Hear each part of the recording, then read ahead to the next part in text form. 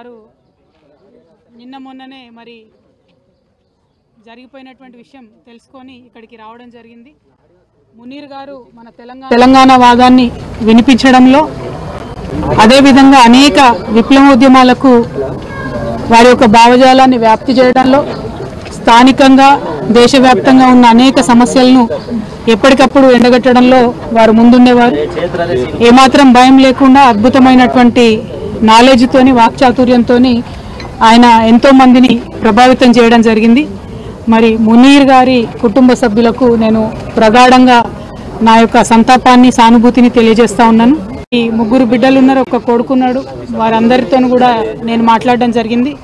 వారందరూ కూడా ఒకటే కోరింది, మా నాన్నగారు చేసినటువంటి కాంట్రిబ్యూషన్ని, తెలంగాణ పట్ల వారు చూపించినటువంటి ప్రేమని ప్రపంచానికి మీరు తెలియజేయండి అని చెప్పి వారు అడగడం జరిగింది.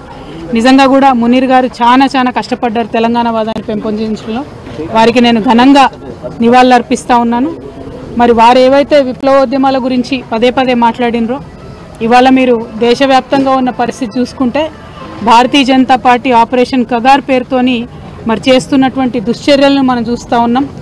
మరి మావోయిస్ట్ పార్టీ జనరల్ సెక్రటరీ గారు నంబాల కేశవరావు గారు వారు ఎన్కౌంటర్లో మృతి చెందితే కనీస మానవత్వం చూపించి అంతిమ సంస్కారం కోసం కుటుంబ సభ్యులకు మృతదేహాన్ని ఇచ్చేటటువంటి సంస్కారం కూడా లేనటువంటి పార్టీ భారతీయ జనతా పార్టీ. ఈ వైఖరిని మేము చాలా తీవ్రంగా ఖండిస్తున్నాం.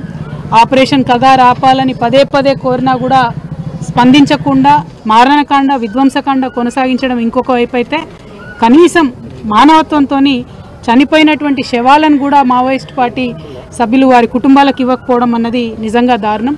ఇది కుటుంబాలన్నీ కూడా బాధపడేటటువంటి సందర్భం. ఈ వైఖరిని మేము తీవ్రంగా ఖండిస్తున్నాం.